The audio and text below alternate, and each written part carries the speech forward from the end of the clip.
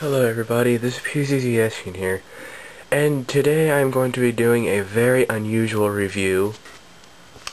Normally I do not, I normally thought I would not ever do I normally don't do reviews on computer hardware, such as, a hard drive, but in this case, I think this is an exception.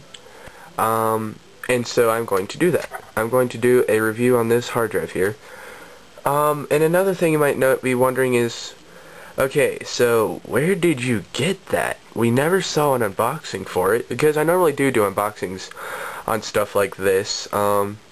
If I get a nice new product that, is in the higher price range, such as, in this case, $80 some, you might not remember me actually doing an unboxing. Well, actually, I did. You just didn't really know that it was an unboxing for this, and even I didn't. You might remember me unboxing a box that looks very similar to that. It's kind of big, but yes, this is the hard drive you get inside of these external hard drives. So yeah. And also, before I begin, I think I should say this. If ever I'm doing a video related to computer hardware, you should always ground yourself. It's not hard to do at all. I like to use Allen wrenches. I like to use this big one here. All I do is just kind of set it off to the side and occasionally just touch it, and I'm grounded. And if you're working if you're building a computer or something, this might sound weird, but it might be a good idea to remove any external coverings from your body. In simpler English would be just take your clothes off. Not to make that, sound weird or anything. It's just that way you don't generate any more static electricity, because that is what fries these things when they're touched, if you accidentally zap one. Alright, so basically, this is a simple hard drive. I'll read off all the specs to you that I know what they mean. That I can, I guess. This is a Western Digital brand, 1 terabyte, WD Caviar Green. It is a SATA hard drive with 32 megabytes cache, and it's got this little diagram on the front. Gives you a good look at the label, but on this little diagram here, it shows you all the features that it can do, and it kind of gives you a general layout of this side, right? Whoa. Well, yeah. Anyway, it shows you SATA power, SATA data, jumpered pins 1 and 3, or 5, no, jumpered pins 1 and 2 enable SSC, which is spread spectrum clocking, and jumpered pins, I'll show you what those are in a minute. I don't really know how to use them though. Jumpered pins 3 and 4 enables plus or PUIS, which is power up and standby. Jumper pins 5 and 6 enable 1.5 gigabyte PHY, and it doesn't say anywhere what 7 and 8 do. I guess it's on here somewhere, I just don't see it. Let's see, it also, if I can see anything, this particular one was made on the 18th of September 2009, so this is actually very recent. Today being March 13th, 2010.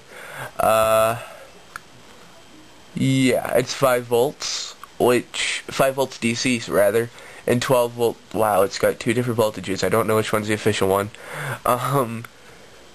Yeah, so anyway, and then it's got all the patents and stuff. So, you might be wondering why I'm doing a review on a hard drive. There's really nothing really special about hard drives. Well, yes, this hard drive is actually an exception. If I ever do, get a new hard drive or something, chances are you're not going to see a review for it, but this one does actually have a couple exceptions. It's got a few cons, but it's also got a lot of pros.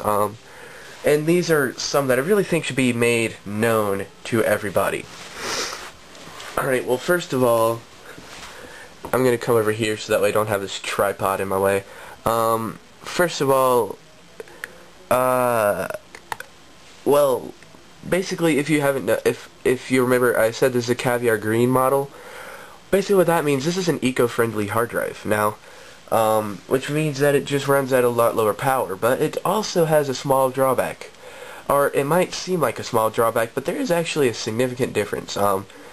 well, not significant, but it can be a bit of an issue. And you know, if you use this as your main hard drive and just, you know, a computer meant for general computing, you probably won't really care about this. But if you do a lot of videos editing on this, and you store a lot of your videos and stuff on here, and you edit them all from this hard drive and stuff, you're gonna notice that there is a big problem when you're like trying to watch those videos. You see, here's the thing: most hard drives spin at 7,200 RPM. All right. This one, since it's eco-friendly, only spins at 5,400 RPM, and again, as I said, for general computing, I'm gonna stop that. There really isn't that much of a problem, because you probably won't even notice it. But if you're using this like I do, I store all my videos and I do all my editing from this hard drive. The hard drive, when I'm like watching the videos when I'm done with them, to like, I guess, proof watch them or something, kind of, you know, to make sure I know what to edit out and what to keep, I noticed that the hard drive can't keep up with the video. There's times like when I'm watching the video, it's perfectly smooth, and this is when it's raw. This is when the footage is raw, and then it kind of slows down. So like, I might be moving my hand, you know, like this. Let's say this is normal speed, and then it suddenly goes really slow, and then it just freezes, and then it immediately comes over here, and it continues. So it's like, it's not fast enough to keep up with raw video footage. Now when I'm editing, Windows Movie Maker kind of somehow makes it play in lower resolution. It can keep up with that, but Windows Movie Maker is just crap, I mean, I swear. But I did figure out how to stop it from freezing all the time. If you want to know how to do that, I might make a tutorial later, but that is a pretty annoying thing. But anyway, yeah, but I mean, actual editing on it isn't that big a deal, but saving it on it also takes up a good bit, maybe takes a little longer because of how slow it is. I mean, you know, just doing stuff like that from one of these is not really, I mean, it works, it's just really slow.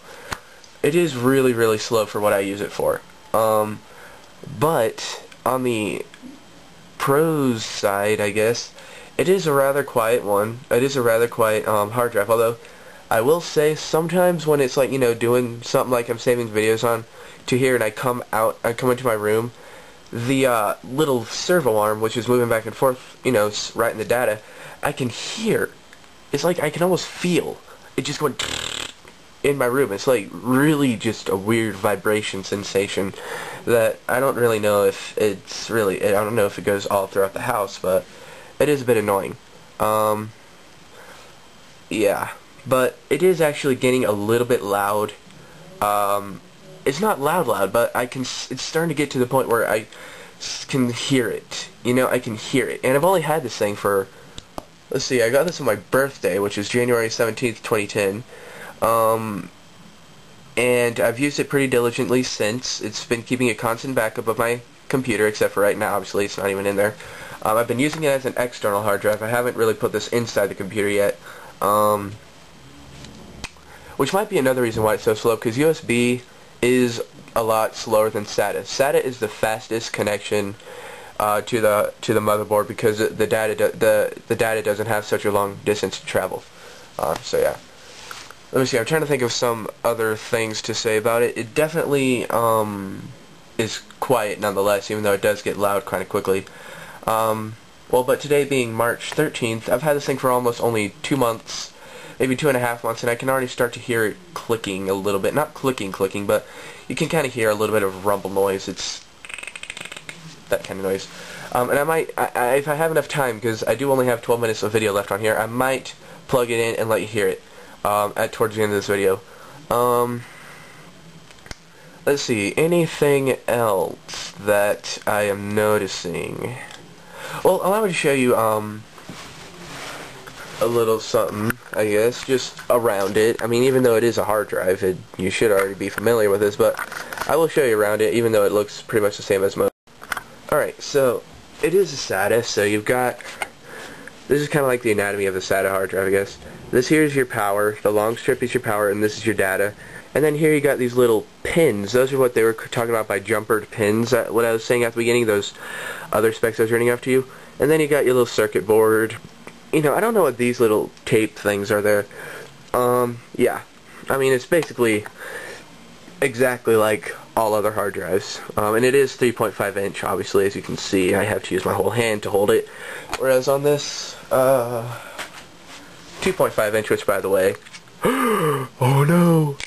I know. I can hold it with just like that.